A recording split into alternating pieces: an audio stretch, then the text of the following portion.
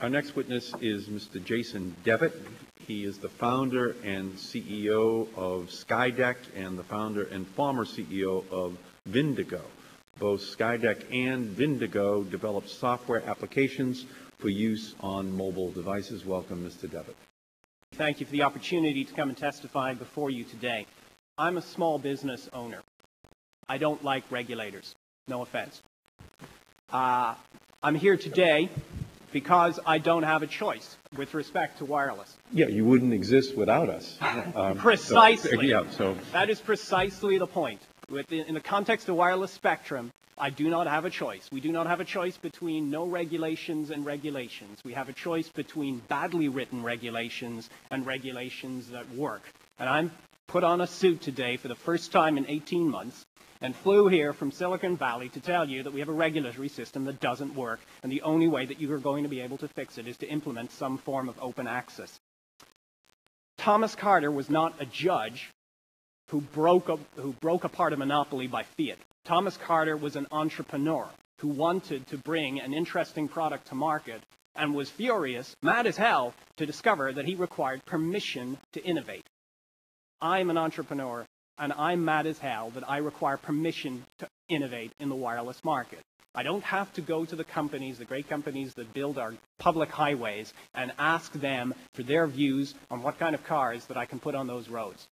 I don't have to ask Con Ed for permission when I want to put a refrigerator on the electricity network.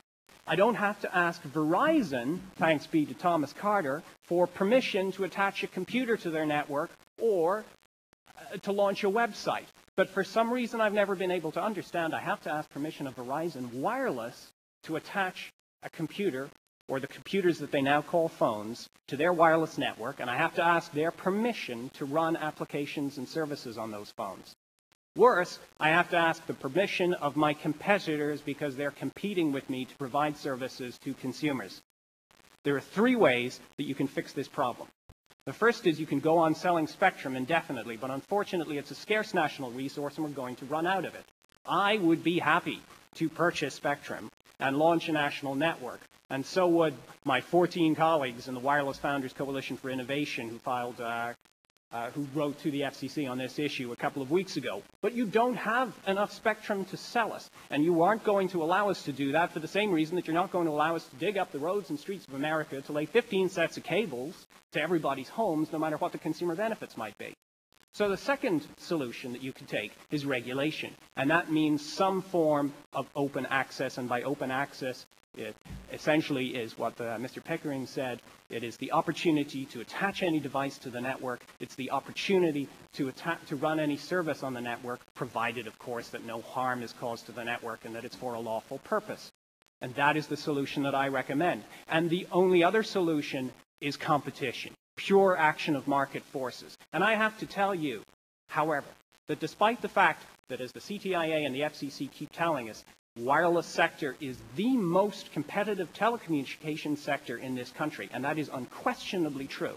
Nevertheless, there are hundreds of interesting applications and services that are not getting in front of consumers because of the current structure of the market, and that's a problem that we can only address through regulation. And in my written testimony, I set out extensive examples of the services and applications that are not possible. They fall into four broad categories. First of all, there are applications and services that require the permission of all of the carriers in order for me to launch them. And I gave the example of, say, an X phone. Imagine a phone that worked across every network in the U.S., so that no matter where you were in the U.S., you could get coverage because the phone would automatically activate on whatever network offered the strongest signal. Now, it's actually technically easy to build such a phone, and Mr. Zipperstein just showed you one because Verizon's already selling it. But they've crippled that phone so that it won't work on any GSM networks in the United States. They sell it only to their customers who want to be able to use it in GSM networks abroad. And frankly, I don't blame him, because even if he tried to do that, he'd probably fall foul of antitrust provisions if he tried to negotiate relationships with all of the U.S. networks in order to sell such a device. But I could sell such a device, and any consumer in the country, and remember, 27% of consumers changed carriers solely in order to get better coverage. 27% of consumers would surely be interested in buying a device that worked across any network. And I could intermediate relationships with all of the networks in order to ensure that they had a single billing relationship. That's a straightforward thing to do. The second category, and remember, that's just one category of devices. The second category of applications and services are those that compete with the carrier's own initiatives. And there are hundreds of examples of those, but I'll give you a trivial one. Ringtones. Why are your kids' ringtones so expensive?